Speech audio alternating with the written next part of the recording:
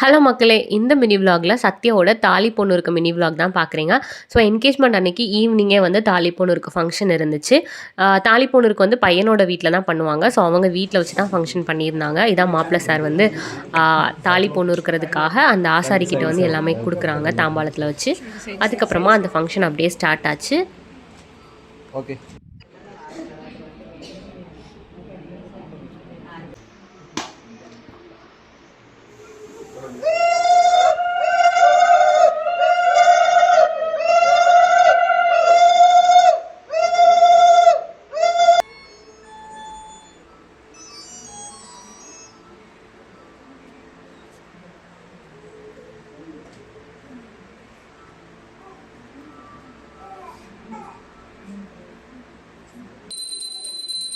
இதோட ஃபங்ஷன் வந்து நல்லபடியா முடிஞ்சுச்சு. ஸோ நெக்ஸ்ட் விளாக்ல பார்க்கலாம். பாய்.